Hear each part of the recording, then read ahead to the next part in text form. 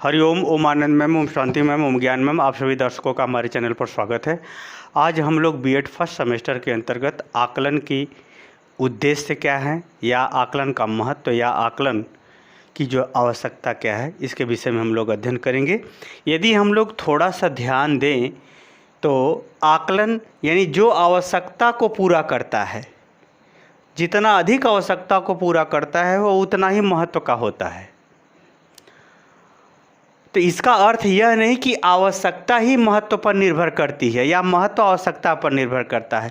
दोनों में जो है काफ़ी समानता है, लेकिन अपना एक विशेष अर्थ भी है। महत्व का यह अर्थ होता है कि हमें आवश्यकता हो या न हो, उसका अपना स्वयं का यथार्थी होता है, स्वयं का उसका आधार होता है। आवश्यकता तो हमारे गतिविधियों या जीवन में परिवर्तनों के अनुसार उत्पन्न होती रहती है, समाप्त होती रहती है। अब उद्देश्य की बात करें तो जो हमारे आवश्यकता को पूरा करने का आधार बनता है वही क्या हो जाता है, हमारा उद्देश्य। जैसे अगर हमारी आवश्यकता है धन की, तो शिक्षा हमारे धन की भी आवश्यकता को क्या करती है, पूर्ति करती है। इसलिए शिक्षा का उद्देश्य आर्थिक उन्नति भी है। इस प्रकार से अगर देखें तो आवश्यकता से हमें महत्व, आवश्यकता से हमें उद्देश्य की बारे में भी जानकारियाँ काफ़ी कुछ मिलती हैं। जैसे अगर हमको आवश्यकता पढ़ाई की नहीं है तो इसका अर्थ यह नहीं कि पढ़ाई का महत्व नहीं है, पढ़ाई का अपना महत्व है। हमारे कहने का ये तात्पर्य है कि आवश्यकता, उद्देश्य और महत्व, इन दोनों में काफ़ी समानता, काफ़ी घनिष्ठ संबंध है। इसलिए जो है इनका अपना स्वतंत्र भी अर्थ है और इनमें आपसी संबंधों के आधार पर भी अर्थ है। इसलिए इस वीडियो के अंतर्गत हम लोग यह देखेंगे कि जो आकलन है वह आकलन किस प्रकार से हमारा आवश्यकता बनता है और किस प्रकार से हम उस आवश्यकता उद्देश्य में परिणत होता है, और वह उद्देश्य विद्यार्थी के लिए या शिक्षण अधिगम व्यवस्था के लिए कितना महत्वपूर्ण होता है, इस बातों का हम लोग जिक्र करेंगे। तो एक ही वीडियो के अंतर्गत हम लोग 3 बातों को जिक्र करेंगे। यदि आप थोड़ी सी सावधानी या थोड़ी सी सतर्कता से अगर हमारी बातों को आप सुनेंगे तो इसी माध्यम से आप तीनों का अर्थ निकाल लेंगे, तीनों को आप समझ जाएंगे। हमने क्या बताया, जैसी आवश्यकता होती है वैसा ही व्यक्ति का उद्देश्य होता है, और जिस अनुपात में आवश्यकता की पूर्ति वह कर लेता है वह उतना ही उसके लिए क्या होता है, महत्वपूर्ण होता है। अगर हम लोग इसमें प्रमुखता हम लोग मान के चलेंगे कि आकलन का जो है, आकलन की क्यों आवश्यकता है और आवश्यकता के आधार पर ही उद्देश्य बनता है, उतना ही उसके लिए क्या होता है, महत्वपूर्ण होता है। इन सब बातों को ध्यान में रखते हुए इसका हम व्याख्या करने का प्रयास करूंगा। पहला है आकलन। आकलन किसे कहते हैं, किसी के बारे में, यानी शिक्षा की बात हो रही तो शिक्षण अधिगम व्यवस्था के अंतर्गत विभिन्न गतिविधियों का उपयुक्त ढंग से अनुमान लगाना, आंकना, अनुमान लगाना, आंकना, निश्चित करना, ये सब क्या कहलाता है, आकलन कहलाता है। क्या कहलाता है, आकलन। जैसे यह बालक कैसा है, उससे आपने इंटरव्यू लिया, इंटरव्यू के बाद आपने बता दिया कि नहीं लड़का पढ़ने में अच्छा है, तो अच्छा आपके दृष्टिकोण से है तो वह क्या कहलाएगा, आपका आकलन कहलाएगा। आकलन क्या है, एक प्रकार का अनुमान है। यह व्यक्तिगत भी होता है आकलन, सामूहिक रूप से भी होता है आकलन। तो इसे जो आकलन का विभिन्न अपना स्वरूप होता है, अलग बात है। तो हमें आकलन की क्यों आवश्यकता आ पड़ी, इसका क्या महत्व है, क्या उद्देश्य है। पहला हम लोग अगर देखें तो अधिगम, अधिगम की सफलता। कोई विद्यार्थी कब सीखने में सफल होगा, कोई चीज़ किस स्तर पर सीखने में सफल होगा, यह इसके लिए हमको क्या करती होता है, आकलन की आवश्यकता होती है। यानी अधिगम के लिए उसके पास क्या योग्यता होना चाहिए, क्या क्षमता होना चाहिए, उसके आयु स्तर क्या होना चाहिए, आयु के आधार पर उसके विषय का कठिनता स्तर क्या होना चाहिए, उसकी रुचि कैसी होनी चाहिए, उसका मेहनत कैसा होना चाहिए, उसका जो है प्रयास कैसा होना चाहिए, उसका व्यवहार कैसा होना चाहिए, उसके लिए कितना जो है पूर्व का उसके ज्ञान होना चाहिए, इत्यादि जो है गतिविधियाँ क्या करती हैं, अधिगम के लिए उसे तैयार करती हैं या अधिगम कराने में सफल बनाती हैं। तो अधिगम यानी बालकों के व्यवहार में परिवर्तन आए, इसके लिए जो भी रुचि, योग्यता, क्षमता, मानसिक क्षमता इत्यादि की जो भी कुछ ज़रूरत होती है, उस ज़रूरत के आधार पर उसको अधिगम कराने में सफल बनाना है। तो अधिगम की सफलता के लिए अनुमान करना आवश्यक होता है। जैसे अगर आप मैथ पढ़ा रहे हो 10 का, तो आप अनुमान कर लेते हो कि यह बालक पिछली कक्षाओं में के अनुसार कितनी तैयारी है। अगर तैयारी नहीं है या पुनरावृत्ति प्रश्न पूछ करके अगर आप पता करते हो, अगर तैयारी नहीं है तो तुरंत जो है पिछली कक्षाओं से रिलेट करके आप पढ़ाना शुरू कर देते हो। कहने का मतलब बच्चों को अधिक से अधिक आ जाए, अधिक से अधिक उनको ज्ञान हो जाए, उनके व्यवहार में परिवर्तन सही दिशा में हो, यानी अधिगम को सफल बनाना है तो आपको आकलन विभिन्न दृष्टिकोणों से करना होगा, जिसमें उसका पूर्व ज्ञान, उसका व्यवहार, बुद्धि, क्षमता, योग्यता, रुचि। जैसे आप पढ़ा रहे हो, बच्चा रुचि ही नहीं ले रहा है तो क्या बार बार रुचि के लिए प्रश्न करोगे? नहीं, उनके हाव भाव देख करके आप भाप जाओगे, आकलन कर लोगे कि बच्चों का इस समय पढ़ने में मन नहीं लग रहा है, तो ये ऐसा कुछ व्यवहार अपनाओगे ताकि उनका मन लगे, फिर पढ़ाना शुरू करोगे। तो कहने का मतलब है कि अधिगम को अगर सफल बनाना है तो आपको आकलन की प्रत्येक गतिविधि जो विद्यार्थी से संबंधित है, जो उसके व्यवहार में परिवर्तन लाने से संबंधित है, उसको जानना आपको आवश्यक है, उसको पहचानना आपको आवश्यक होगा। यानी आकलन का उद्देश्य है कि अधिगम को सफल बना सके, और आकलन का यह भी उद्देश्य है कि अधिगम के लिए आवश्यक गतिविधियों को तैयार कर सके, और आकलन का यह भी महत्व है कि वह अधिगम सफल बना सके। यानी अधिगम को सफल बनाने के लिए आकलन आवश्यक होता है, यही इसका महत्व है। दूसरा अगर देखें व्यक्तित्व का निर्धारण, जैसे बालक होता है, हर बालक अपने आप में विशेष होता है, तो हर बालक अपने आप में विशेष होता है, तो उनकी विशिष्टता, उनकी योग्यता, क्षमता आपको निर्धारण करने आना चाहिए, आकलन करने आना चाहिए कि कौन सा बालक किस विषय के लिए, अगर ऐसी जानकारी है तो यह किस विषय में, इसका किस विषय को पढ़े कि इसका व्यक्तित्व का विकास अच्छा हो, वह कौन से क्षेत्र का वो अध्ययन करे या कौन सी विशेष योग्यता ग्रहण करे जिसके आधार पर उसके व्यक्तित्व का निर्माण हो, उसके विकास हो। तो यानी बालकों के व्यक्तित्व के विकास के लिए उनकी विभिन्न योग्यताओं, क्षमताओं और उपलब्धियों का आपको आकलन करना होगा, आकलन करते हुए उसका निर्धारण करना होता है, यह इसकी आवश्यकता है। यही उद्देश्य भी है आकलन का। आकलन का उद्देश्य है कि बालकों की योग्यता, क्षमता के अनुसार उसके भविष्य में तैयार करते हुए उसके व्यक्तित्व का विकास कर देना भी आकलन का उद्देश्य है। उसी तरह से अगर हम बात करें शिक्षण की उपयुक्तता, यानी आप अच्छे ढंग से शिक्षण के अंतर्गत शिक्षण पढ़ाते वक्त प्रस्तुति अच्छे ढंग से कर रहे हो कि नहीं कर रहे हो, इसका आकलन होना चाहिए, इसका मूल्यांकन होना चाहिए, इसकी पहचान होनी चाहिए।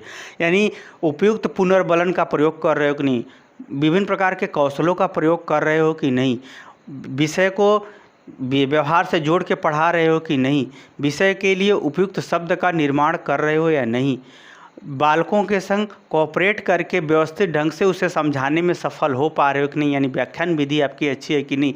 यानी शिक्षण अगर उपयुक्त ढंग से करना है तो शिक्षण के कार्यों से संबंधित जितनी भी गतिविधियां हैं, पाठ्य योजना या सूक्ष्म शिक्षण या कौशल से संबंधित जितनी गतिविधियां हैं वह उपयुक्त ढंग से हो, इसके लिए क्या होगा, शिक्षण के लिए आकलन आवश्यक हो जाता है। ये बात अलग है कि हमसे बेटर शिक्षक हमारा आकलन करेगा, हमसे बेटर जो शिक्षक होगा वो हमारा आकलन करेगा।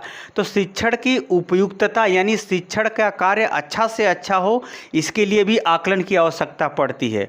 या यूँ कहे कि आकलन का उद्देश्य यह भी है कि अच्छा से अच्छा शिक्षण कार्य हो। आगे चलते हैं, चौथा पाठ्यक्रम का निर्धारण। जब पाठ्यक्रम का निर्धारण किया जाता है तो बालकों की योग्यता, क्षमता, आयु स्तर, कक्षा, विषय की मात्रा, बालकों की मानसिक क्षमता, ये सब इत्यादि बातों को ध्यान में रखते हुए पाठ्यक्रम का निर्धारण किया जाता है। पाठ्यक्रम को सुव्यवस्थित क्रम ढंग से सरल से जटिल की ओर बनाया जाता है। तो इन सब गतिविधियों में एक प्रकार से अनुमान लगा करके ही कक्षा अनुसार उस विषय वस्तु की मात्रा और उसका टॉपिक निर्धारित किया जाता है। तो यानी कहने का मतलब है पाठ्यक्रम का निर्धारण करने के लिए भी विभिन्न प्रकार की योग्यताओं के आधार पर उस विषय का आकलन करना आवश्यक होता है। और ये अगर संक्षेप में कहें तो आकलन का उद्देश्य है कि उपयुक्त ढंग से पाठ्यक्रम का निर्धारण अधिगमकर्ता के अनुसार विभिन्न कक्षाओं के अंतर्गत किया जाए, ये भी उद्देश्य। पांचवा अगर देखें तो पाठ्य से आगामी क्रिया का निर्धारण। पाठ्य से आगामी क्रियाओं का अंतर्गत पढ़ाने के साथ साथ जो प्रयोगात्मक कार्य होते हैं, जो सांस्कृतिक कार्य होते हैं, जो सामाजिक कार्य होते हैं, जैसे स्काउट गाइड है या ये कहें कि एनएसएस है, जो कुछ भी पाठ्यसहगामी क्रियाएं हैं, प्रयोगात्मक, भ्रमण, टूर जो सब जाता है, तो पाठ्यसहगामी क्रियाओं के अंतर्गत जो होती हैं गतिविधियां, उनमें कौन सा बालक किस कार्य के लिए उपयुक्त होगा, कौन सा नाटक किस कार्य के लिए, कौन सा पात्र किस कार्य के लिए उपयुक्त होगा, ये सभी पाठ्यसहगामी क्रियाओं में अध्यापक क्या करता है, उस बालक की योग्यता क्षमता, उसकी शारीरिक योग्यता क्षमता इत्यादि को ध्यान में रखते हुए, निर्धारण करते हुए उसके व्यक्तित्व का विकास करता है। उसके व्यक्तित्व का सही दिशा में, कौन खेल कूद में अच्छा है, कौन वॉलीबॉल फुटबॉल में अच्छा है। इस प्रकार से जो पाठ्यसहगामी क्रियाएं हैं, जो विषय वस्तु को पढ़ाने के साथ साथ विद्यालय में संपन्न कराई जाती हैं, उन सभी पाठ्यसहगामी क्रियाओं के अनुरूप पाठ्यसहगामी क्रियाओं के लिए उपयुक्त छात्रों का आकलन करते हुए, उसका चुनाव करते हुए उस कार्य को या उस व्यवहार को प्रदर्शित कराना या पूरा कराना भी क्या कहलाता है, क्या कहलाता है? आकलन का उपयुक्त उपयोग कहलाता है, या आकलन की आवश्यकता कहलाती है। क्योंकि जब तक आप आकलन को अच्छी ढंग से नहीं विभिन्न क्षेत्रों में जानते रहेंगे, तब तक आप उपयुक्त विद्यार्थी का उपयुक्त कार्य के लिए चुनाव ही नहीं कर पाएंगे। जब चुनाव ही नहीं कर पाएंगे तो अच्छा कार्य कहाँ से संपादित आप कर पाएंगे। तो आकलन की पाठ्यसहगामी क्रियाओं में भी आवश्यकता पड़ती है, या योग है आकलन का उद्देश्य होता है कि पाठ्यसहगामी क्रियाओं को उपयुक्त ढंग से संचालित करते हुए संपन्न कराना। छठा की बात करें, शैक्षणिक परिवर्तन का प्रारूप तैयार करना। जैसे समय बदल रही तो हमारी आवश्यकताएं भी बदल रही। जब हमारी आवश्यकताएं बदल रही हैं तो हमारा उद्देश्य भी बदलेगा। जब हमारा उद्देश्य बदलेगा तो निश्चित रूप से हमारा आकलन का मेथड्स भी चेंज हो जाएगा। तो कहने का हमारा ये तात्पर्य है, अगर शैक्षणिक परिवर्तन का प्रारूप समय के साथ बदल रहा है तो उसका आकलन हमें भी कर लेना चाहिए कि हमें भविष्य में किस प्रकार की विषय वस्तु को तैयार करके अपने विद्यार्थियों को प्रतिस्पर्धा के योग्य बना सकूं। यानी आकलन हमें भविष्य के लिए भी तैयार करता है, वर्तमान के लिए भी तैयार करता है। तो आकलन जो है, हमारे शैक्षणिक जो परिवर्तन हो रहे हैं, जो समस्याएं बदल रही हैं, जो आवश्यकताएं बदल रही हैं, जो प्रतिस्पर्धा का स्वरूप बदल रहा है, उन समस्त गतिविधियों में भी आकलन अपना एक अनुमान प्रस्तुत करता है, जिसके आधार पर अध्यापक विद्यार्थियों को तैयार करता है ताकि वो अपने भविष्य में अपने व्यक्तित्व का विकास करते हुए उपयुक्त ढंग से पर्यावरण में समायोजित हो सके। सातवां है शैक्षणिक वातावरण। शैक्षणिक वातावरण का यहाँ तात्पर्य है, आकलन शैक्षणिक वातावरण का भी निर्माण करता है। जैसे हम लोग देखते हैं कि घर का माहौल कैसा है, विद्यालय का माहौल कैसा है, शिक्षा के अनुरूप है कि नहीं, पास पड़ोस का माहौल कैसा है, प्रदेश का माहौल कैसा है। यानी हम एक प्रकार से कहें तो शिक्षा के क्षेत्र में जो शैक्षणिक वातावरण है, जो शिक्षा का पारिवेशिक वातावरण है, उसके विषय में भी हम आकलन करते हैं कि यह अधिगमकर्ता के अनुकूल है कि नहीं। यदि अनुकूल नहीं तो उसे बनाने का प्रयास करते हैं, घर के लोगों को निर्देश देते हैं, विद्यालय में व्यवस्था के लिए प्रबंधक को निर्देश दिए जाते हैं, सरकार द्वारा गाइडलाइन जारी की जाती है। तो ये सब उपयुक्त ढंग से शैक्षणिक वातावरण का निर्माण करने का उद्देश्य भी आकलन का होता है, या शैक्षणिक वातावरण का अच्छा ढंग से निर्माण हो सके, इस आवश्यकता की पूर्ति के लिए भी आकलन किए जाते हैं। आठवां हम बात करें प्रशिक्षण एवं कौशल विकास। हर बालक हर कार्य के लिए योग्य नहीं होता, परंतु हर बालक अपनी कुछ विशेषता लिए हुए होता है, क्योंकि प्रकृति उसे आत्मनिर्भर बनाने के लिए कोई न कोई योग्यता क्षमता उसको दी रहती है। तो जब अध्यापक आकलन कर लेता है अच्छे ढंग से, आकलन की प्रत्येक गतिविधियों यानी अधिगमकर्ता के संदर्भ में, शिक्षण के संदर्भ में, समाज के संदर्भ में, व्यवहार के संदर्भ में जब उपयुक्त आकलन से वह परिचित होता है, तब अध्यापक क्या करता है, बालकों को उपयुक्त ढंग से प्रशिक्षण का चुनाव करते हुए प्रशिक्षण कराने में बल देता है। और कौशल कला, जैसे कताई, बुनाई, कढ़ाई, चित्रकला, पेंटिंग इत्यादि जो भी है कौशल से संबंधित कौशल कला इत्यादि का विकास का स्वरूप या विकास का विभिन्न विद्यार्थियों के लिए चुनाव करते हुए उन्हें सिखाने पर बल देता है, ताकि ऐसे बालक आत्मनिर्भर हो करके वह कुछ कर सके। जैसे अगर विकलांग बालक है तो प्रशिक्षण नहीं तो कौशल का प्रशिक्षण लेकर के वह आत्मनिर्भर हो सकता है। बहुत से ऐसे बालक हैं जो विभिन्न प्रकार का प्रशिक्षण लेकर के वो सेवा करते हैं, प्रशिक्षण की उसमें बहुत ज़रूरत होती है। उस प्रशिक्षण के माध्यम से जो है वो अपना विशेष ढंग से व्यक्तित्व का विकास करके वो अपने कार्य में सफल होते हैं और जीविकोपार्जन करते हुए सामाजिक जीवन जीने में सफल हो जाते हैं। तो कहने का मतलब ये नहीं कि हर जगह बुद्धि की भी ज़रूरत होती है। हर जगह कुछ जगह बुद्धि मुख्य होती है तो कुछ जगह बुद्धि गौड़ हो जाती है। इसी तरह से समाज की अगर सेवा में कहें तो जो जितना पवित्र भाव से सेवा किया है वही अच्छा नेता है। समाज में ज़्यादा बुद्धिमान होना महत्वपूर्ण नहीं है, समाज की आवश्यकता को पूरा सही ढंग से कर दे ये ज़रूरी होता है। इसलिए हर जगह की, हर कला की, हर कौशल की, हर व्यवहार की अपनी अपनी स्वरूप होता है, अपना अपना मांग होता है। कहने का मतलब यह आकलन जो है विभिन्न विद्यार्थियों की योग्यता क्षमता का चुनाव करते हुए उन्हें उपयुक्त प्रशिक्षण या कौशल के विकास में जो है योगदान प्रदान करता है, सहयोग प्रदान करता है। यह भी आकलन का एक महत्वपूर्ण उद्देश्य होता है या आवश्यकता होती है। और 9वां बात करें ज्ञानात्मक, भावात्मक और क्रियात्मक संबंध।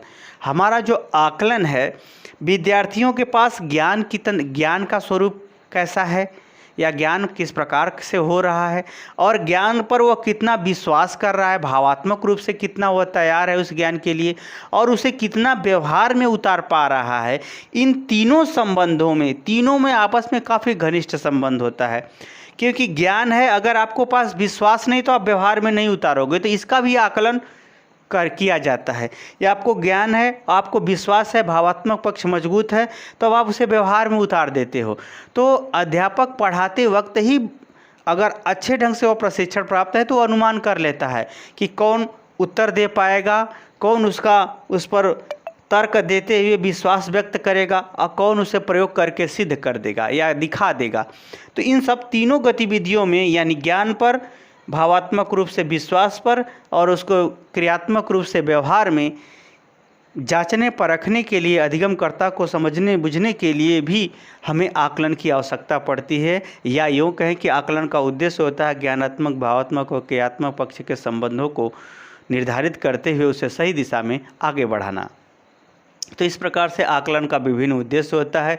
यही उद्देश्य एक प्रकार से आवश्यकता बनती है और यही आवश्यकता उस अधिगमकर्ता के लिए महत्व का भी आधार बन जाती है। मुझे उम्मीद है कि मेरे द्वारा दिया गया व्याख्यान आप समझ गए होंगे। समझ गए हैं तो 2-4 बार सुन लीजिए, आपको याद हो जाएगा। कमेंट बॉक्स में ज़रूर बताइए हमारा वीडियो कैसे लगा। साथ ही मेरे चैनल को लाइक शेयर सब्सक्राइब भी कीजिए। आज के लिए इतना ही। हरिओम।